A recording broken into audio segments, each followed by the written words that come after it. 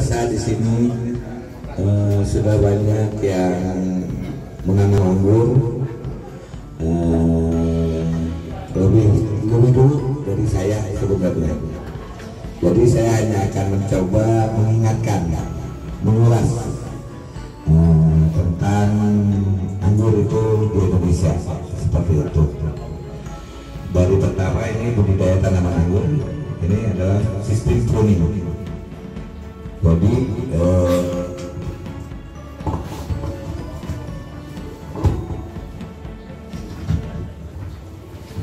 pada dasarnya di luar negeri itu hanya bisa satu kali panen karena kita beriklim subtropis. Tanaman anggur mengeluarkan daun di musim dingin, mengeluarkan tunas baru di musim semi, dan matang di musim panas, serta gugur di musim gugur. Seperti proyeknya seperti ini.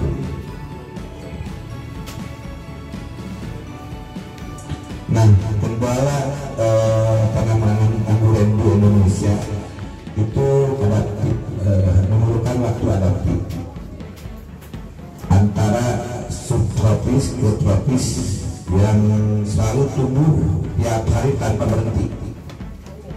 Jadi kadang-kadang kenapa tanaman di luar negeri itu bagus, kayaknya jarang kena jamur, jarang itu karena ada masa dorman. Masa dorman itu masa ikat betul-betul tanpa daun, tanpa pertumbuhan. Jadi pas tumbuh daun itu ada daun baru, pasti hijau lagi dan bagus lagi dan bagus lagi. Itu yang terjadi di Indonesia. Kondisi tropis lembab sangat ideal untuk hama ya, terutama jamur. Terus hujan juga mempengaruhi pembungaan dan kematangan buah. Kenapa menjadi suatu kendala di subtropis? Kenapa harus dinaungi? Itu karena kalau kita harus diburu hujan, pohon anggur itu buahnya lelah seperti itu. Tapi kita udah coba banyak cara untuk mengatasi itu. Mungkin rekan-rekan lebih tahu lah, penambahan kalsium, peningkatan tinggi dan apa. Menghasilkan buah yang buruk. Nah, pengelolaan lahan. Nah ini spesialis. Saya belajar pengelolaan lahan ini 2 tahun. Penguji tanah di lahan Anda adalah langkah pertama yang perlu dilakukan untuk tahu. Ini kalau kita mau skala kebun atau skala yang luas, memang kita harus melihat kandungan tanah itu seperti apa tanah yang kita akan tanam. Kenapa begitu? Karena kalau di kita itu tumbuh terus dan harus ada beberapa mineral yang dikandung di tanah itu, kita harus tahu seperti itu. Kalau untuk di ya, ini kita bicara umum gitu.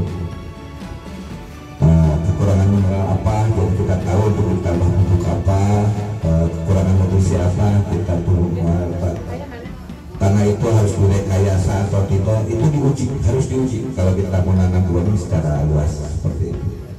Kedua, nah ini adalah sebelum mulai menanam persiapan media tanam adalah yang pertama. Betul, sangat pengaruh media tanam itu untuk pertumbuhan anggur. Kenapa? Penyakit yang ada di lingkungan akar jarang terdeteksi. Kenapa? Nggak mungkin kita kan kalau kita daun ini kita bisa lihat, oh ini kena jamur, oh ini kena kutu, oh ini kena ini. Tapi untuk di media tanah, di tanah kita nggak bisa deteksi. Ada beberapa penyakit di akar juga, kayak akar gajah itu karena jamur. Akar gajah kalau tapi kalau saya di Bandung itu namanya akar gajah. Akarnya membengkak. Ada nematoda yang disebabkan cacing. Jadi akar tumbuh itu bukan berarti nematoda. Kadang-kadang orang hanya menentukan pohon saya kena nematoda, padahal itu karena media tanam yang jorok akhirnya membuat jamur dan membuat akar itu besar. Namanya akar gajah. Jadi media tanam ini memang harus steril. Untuk penanaman pertama harus steril dengan proses fermentasi seperti itu. Akar tumbuh lebih cepat saat menyebar dari lubang dalam. Nah, kadang-kadang ini yang menjadi polemik. Patosan saya sambil ngobrol aja ya. Patosan saya mau bangun nih 500 atau 1000 meter di lahan. Kenapa harus ada rekayasa media lagi? Tidak karena langsung kita tancap di tanah pasti akarnya bagus. Sebenarnya fungsi dari media ini adalah untuk pertumbuhan akar pertama. Kenapa kita rekayasa itu? Untuk dia lebih cepat, untuk kuat, seperti itu. Bapak boleh coba, Bapak tanam dengan ukuran yang sama, dengan ukuran akar yang sama, dengan usia tanam yang sama, ditanam di tanah dengan di tanah yang ada rekayasa media. Saya jamin pertumbuhan lebih cepat di rekayasa media. Seperti itu. Bukan untuk wah saya harus begini, bukan, tapi itu untuk menjaga pohon untuk cepat bertumbuh. Seperti itu aja. Bisa di sana, bisa. Tapi mungkin pertumbuhannya akan lebih lama dibandingkan dengan yang ada rekayasa media. Seperti itu pemahamannya. Lanjut.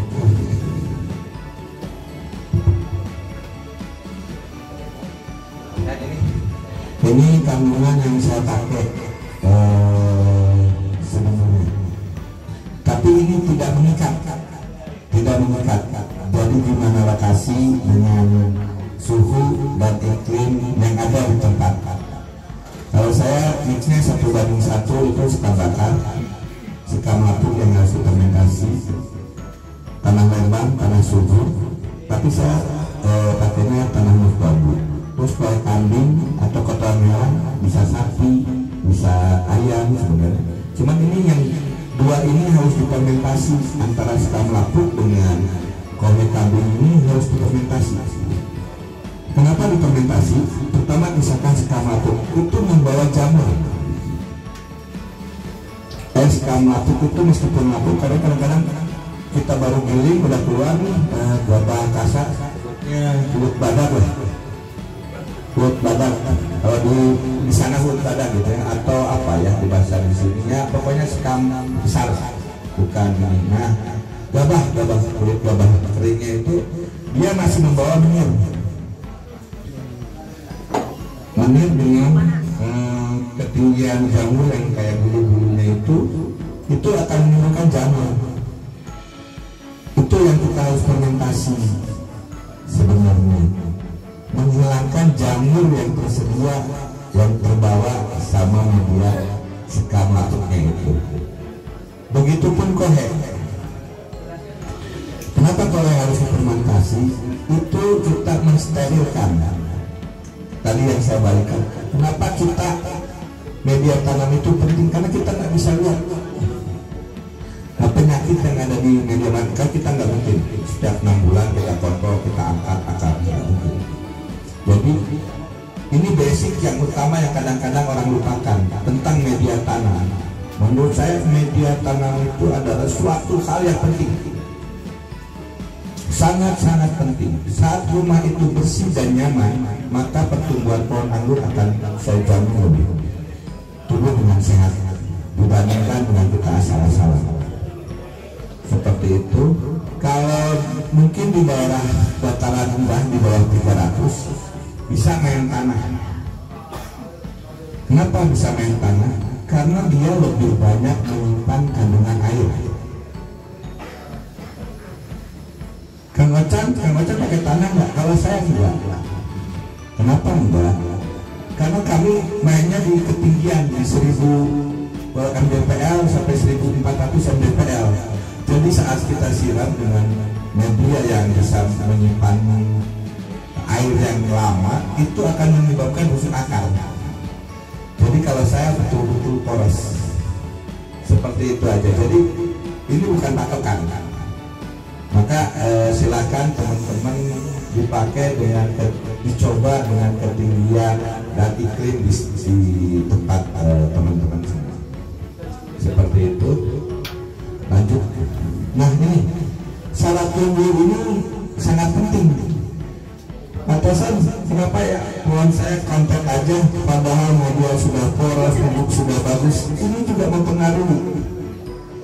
Pertama sinar matahari. minimal yang dibutuhkan anggur itu 6 jam minimal dia bisa tumbuh dengan normal, bukan berarti dengan bagus. Kalau ditanya lebih bagus itu dari siang sampai sore itu kena sinar paparan sinar matahari, karena stomata itu membuka 2 kali di antara jam setengah 8 sampai setengah 9 dan jam setengah 3 sampai setengah 4. Itu adalah saat pohon untuk makan, membakar, melakukan fotosintesis seperti itu.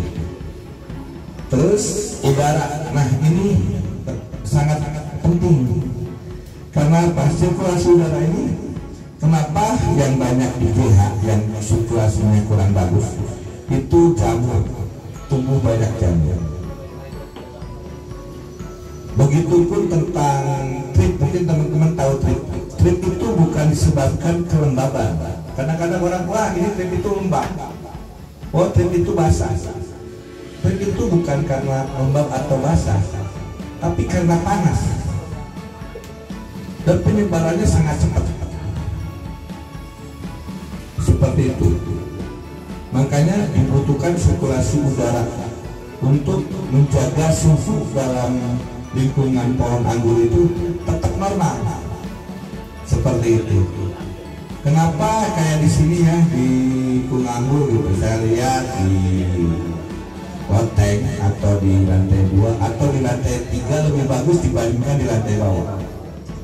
Karena sirkulasi udaranya sangat bagus. Udah perawatannya sangat bagus, ditambah sirkulasi udara yang sangat bagus menjadikan pohon jauh lebih bagus. Seperti itu. Tentang air, pohon anggur itu syarat utamanya air. Airnya harus tawar. Kadang-kadang orang main di sisi di pinggir pantai, terutama yang airnya payau, itu banyak komplain. Salah satunya contohnya di Cirebon, yang punya Kesultanan Kasepuhan Cirebon itu dia buat kebun anggur sekitar 2 hektar.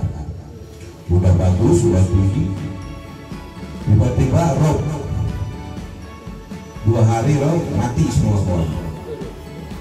Ini kenapa kan Wacan? Itu adalah karena drop. Makanya syarat utama kalau di pinggir pantai di main di kerendahan 10 meter dari pantai, kayak saya di Cidahu 10 meter dari pantai, selama air tawar tumbuh pohon sangat bagus. Makanya apa yang membutuhkan pH di tanah itu, menjaga kestabilan pH. Seperti itu syarat utama untuk air. Dan untuk pembesaran batang, jadi orang kadang-kadang bingung. Kang Wacan, saya nanam bareng sama Kang Wacan, dan saya masih sebesar ini, dan Kang Wacan udah sebesar ini 8 bulan. Pakai pupuk apa? Nggak pakai pupuk. Kalau cuma hanya ingin besar batang, siramnya sangat jenuh. Selama itu poros, saya jamin batang akan besar. Tapi apakah bagus buat anggur? Nah ini yang harus dipertanyakan. Mungkin nanti Kang Ipul yang akan jawab. Bagus enggaknya batang besar seperti itu.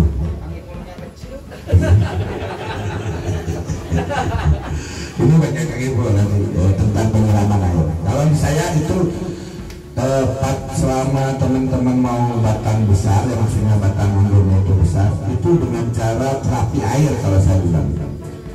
Jadi saya lakukan seminggu sekali, meskipun di ketinggian itu kayak di kolamin penuh, dibuka, dikeum paribaca. Tapi sudah itu karena, nah itu makanya medianya harus poros, tidak menyimpan air. Set pulang sudah. Itu menjaga kelembaban sampai 1 minggu. Jadi kalau saya di Bandung itu meskipun 1100 meter itu saya buka tiap minggu itu penyiraman tuh di kolamin aja. Mati kan Wacan?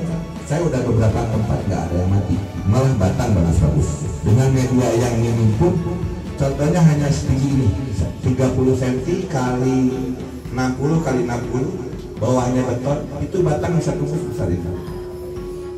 Ada bukti itu. Dan nanti karena istri belum bisa video, itu ada buktinya. Itu terapi air, bukan terapi pupuk. Meskipun pupuk penunjang, betul. Kenapa sebut pupuk penunjang? Kita butuh P tinggi untuk pembesaran batang seperti itu. Nah, ini unsur hara nih. Ini juga sangat penting unsur hara yang dibutuhkan seperti ini. Sudah ada ya. Cuman ini di media tanam itu pertama adalah P tinggi yang dibutuhkan. Jadi kalau pemupukan di saya ada 4 hasil. Pupuk dasar, pupuk pertumbuhan vegetatif, pupuk pasca generatif, pupuk generatif, dan pupuk pasca generatif. Seperti itu, berbeda semua. Kenapa berbeda? Apa yang kita butuhkan saat kita tumbuh besar, saat kita ingin daun besar, saat kita ingin daun hijau, kasih N tinggi, urea bisa, N tinggi, ZA bisa. Nah, contohnya seperti itu. Oh, kita butuh nih pasca dari N tinggi ini untuk itu kan pertumbuhan jadi tumbuh cepat. Dan saat itu kita akan kasih antara vegetatif dan generatif. Dalam kasus ini kita seimbangkan. Biasanya pakai 16 atau blower kalau saya pakai seperti itu. Selama 4 kali pemupukan. Itu kenapa? Untuk menahan N tinggi. Kita jangan sampai langsung drop pohon itu. Jadi kita standarkan ke 16. Setelah 16 4 kali saya naikkan. Apa nih yang dibutuhkan? P dan K tinggi. Bisa itu 92525. 92525 itu NPK profesional kalau di Indonesia. Seperti itu. NPK profesional itu buat saya pasca generatif, bukan generatif. Kang Ocan, ini di pupuk ini aja berbunga, betul. 1 dompol, 2 dompol. Kita ngerawat 8 bulan. Nah, dipupuk tidak dipupuk aja juga saya kasih kowe aja berbuah, betul. Buahnya berapa? Sama nggak dengan waktu kita ngerawat? Pak Tosan, gimana kalau organik? Saya rasa kalau itu semua juga dasarnya organik. P itu dari batu, K itu dari batu. Udah jelas organik, meskipun berbentuk kimia. Kimia itu hanya prosesnya, pembawanya, tapi dasarnya itu organik. Boleh tanya sama orang Merauke ini. Seperti itu. Kita tidak berdebat tentang organik dan organik. Nah, inilah yang saya bilang. Saat kita butuh tanaman itu, kenapa kita bisa maksimal? Kang Ocan di Bandung mah buahnya gede-gede karena ketinggian. Kata siapa? Di Bandung pengembang bukan saya aja, banyak buahnya juga nggak sempurna. Kenapa? Kalau ketinggian kan harusnya sama semua rata. Ini kita bicara tentang nutrisi. Dibuktikan di Cirebon 100 mdpl bisa sampai 29 gram satu butir. Itu boleh dilihat di Klate di Kang Agus. Itu jelas. Di Tasik yang ketinggiannya 300 itu bisa segede jupuk buah. Itu saya buktikan. Pembuktiannya apa? Tentang nutrisi, bukan tentang ketinggian. Berpengaruh sedikit, iya berpengaruh. Karena apa? Kematangan di ketinggian itu lebih lama dibandingkan dengan dataran rendah. Dataran rendah 100 bisa proses matang sempurna. Di ketinggian 120 sampai 140. Di literatur mau di Jepang, varian Jepang itu nggak ada. Yang sampai 150 sampai 170 itu setengah matang. Bukan matang, setengah matang. Di Indonesia di ketinggian 600 160 hari itu setengah matang. Itu ada. Jadi bukan masalah ketinggian bisa membuat besar, tapi bisa karena itu jangkanya agak lebih lama untuk matang. Kita tembak nutrisi terus, maka buah menjadi besar. Sebenarnya itu proses nutrisi, bukan karena hawa. Karena itu saya coba, bukan katanya, di ketinggian 100 meter mdpl, di ketinggian 60 meter mdpl, di ketinggian 300 mdpl bisa kok besar juga. Itu bukti, bukan katanya, bukan cerita buku, bukan, itu bukti. Makanya saya bisa ngomong begini karena saya buktikan, saya udah lakukan seperti itu. Ya lanjut, ya inilah kandungan yang sebenarnya butuh. Nah ini kapan saat tepat proses pemupukan dilakukan, apa pupuk yang dibutuhkan, bagaimana cara pemupukannya. Sebenarnya tadi sudah saya bahas. Nah saat kita sebenarnya yang paling bagus kalau untuk berbuah itu adalah usia pohon juga. Ini agak mengatur tapi tetap mengikuti pembahasan. Kenapa? Saat 4 bulan masuk tanah bisa masukkan unsur mikro kalau kita emang ingin pohon kuat. Kenapa ABMI 4 bulan sudah berbuah? Karena dia dari 1 bulan tanam di pot atau di itu dia sudah masuk unsur mikro, bukan karena dia jago, bukan. Kita harus tahu apa yang dibutuhkan oleh pohon. Biarkan pohon bicara sama kita. Pohon bisa bicara kan, bisa. Contohnya, ini kita ngobrol, bukan menggurui, karena di sini lebih sesepuh semua. Saat suruh dia bengkok, itu adalah loss nutrisi. Maka tumbuh pohon akan jauh lebih cepat. Saya ngobrol sama Pak Heri di sini. Wah di sini kata A ini kata A yang itu. Wah pertumbuhannya hebat, 1 hari 7 cm sampai 10 cm. Itu nutrisi yang sangat diserap oleh akar, sangat bagus. Makanya pucuk itu dia akan melengkung. Kenapa melengkung? Untuk loncatan dia terbang, untuk loncatan dia terbang. Seperti itu. Kapan Kang Ocan bibit itu bisa ditanam, bisa dipupuk? Saat ada surut. Pohon itu bicara, dia keluar surut. Oh, dia udah penyimpanan nutrisi, dia harus siap hidup. Seperti itu. Jadi kita harus mengerti apa yang kita piara itu bisa bicara sama kita. Oh, saat tegak ini dia kurang nutrisi. Saat tegak tapi dia keluar kayak gula-gula gitu kan, ada. Itu loss nutrisi sebenarnya. Dan itu bukan bahaya ya, bagus di pohon sehat, tapi itu akan menyebabkan efek yang lain. Apa efek yang lainnya? Semut. Saat nutrisi keluar dari batang yang bintik putih itu, dia akan datang semut. Semut itu adalah salah satu hama pembawa. Bukan hama utama, tapi hama pembawa. Nanti sama Kang Andi akan dijelaskan masalah-masalah hama dan penanganannya. Jadi saya cuma capai segitu aja. Nah, apa pupuk yang digunakannya itu tadi? N, P, K, dan mikro.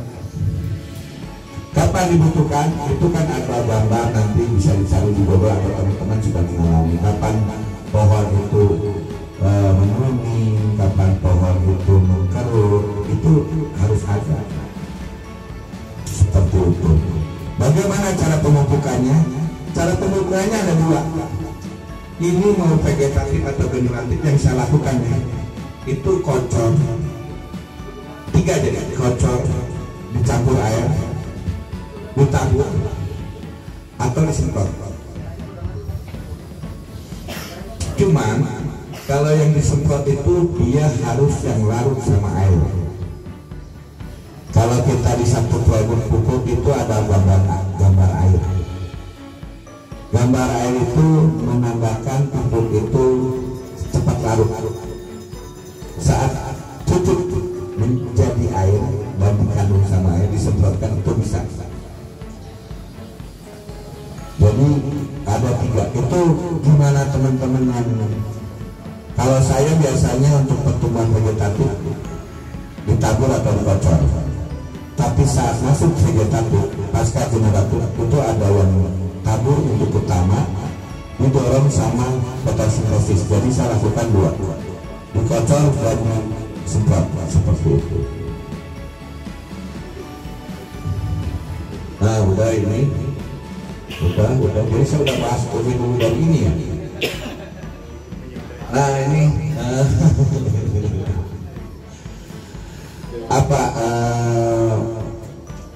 nah ini 1916 atau postapus bisa sulfur dalam versi 1919 sebenarnya sama standar lah kalsium klorida, cuman yaitu saat media tanam pertama itu jelas harus mengandung P tinggi, bukan M tinggi. Media dasar itu P tinggi, TSP 36, SP 46 itu salah satu contoh. Dolomit sendiri buat saya dipakai hanya pada pasir pancaroba, tidak pada campurannya dia. Kenapa seperti itu? Kadang-kadang saat kita main media dasar sudah di CA, karena kan dolomit itu CAMG kandungannya. Saat kita CA itu dia bisa membantu.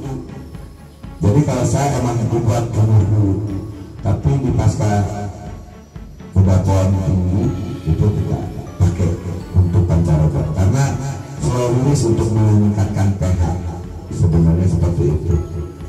Naik. Udah naik. Nah ini vegetatif ada yang NPK seimbang bisa NPK 16 bisa 20 10 bisa, urea bisa kalau di fase vegetatif. Fase generatif kita hilangkan, mengurangi unsur M. Kenapa ada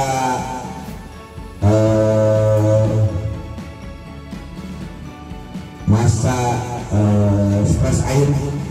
Itu fungsinya hanya untuk menghilangkan M, mengurangi kandungan M di dalam media seperti itu. Karena fase generatif ini kita lebih membutuhkan P dan K tinggi. Nah, pengisian buah, konsentrasi tinggi di unsur P dan K tanpa unsur M. Yang dipentingkan untuk pengisian buah sebenarnya adalah P dan K, tapi lebih besar di K-nya kalau untuk pengisian buah.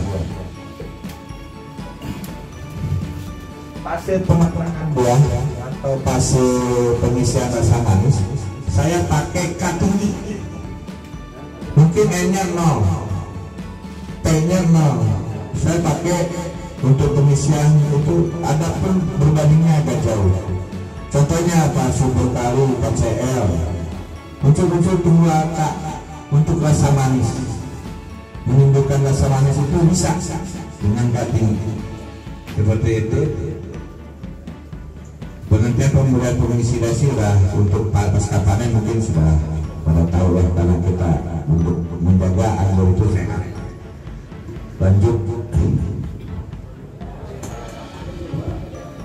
Nah ini kadang-kadang kita nggak mengerti mengukur sama varietas tanaman itu daya serapnya. Tapi ini kalau dibahas panjang, jadi saya cuma bahas selewat-lewat.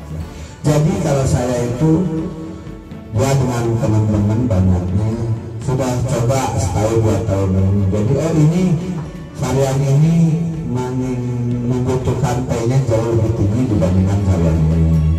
Varian ini daya serapnya lebih banyak dibandingkan ini. Itu kita harus coba, harus kita jalankan muncul seperti itu. Kenapa? Karena gini. Sekarang kami lagi coba tentang RS, penelitian di Subang Purwakarta tentang RS. Jadi RS pun daya serap prostat itu kita akan tahu dia lebih mau makan, lebih banyak makan nutrisi apa dibandingkan nutrisi apa, atau kandungan apa dibandingkan seperti itu. Enggak lanjut. Nah ini gambar AA lagi pusing. karena pembahasan saya. Ini gambarnya. Terlalu pusing dengan pembicaraan saya ini fotonya. Udah ngantuk, enggak entar. Nah ini pemangkasan. Jadi sebelum ke pemangkasan, tolong ditutup Om. Sebelum pemangkasan kita bahas, kita ada pas tanya jawab. Saya serahkan dulu ke moderator. Pembahasan saya udah selesai. Terima kasih. Assalamualaikum warahmatullahi wabarakatuh.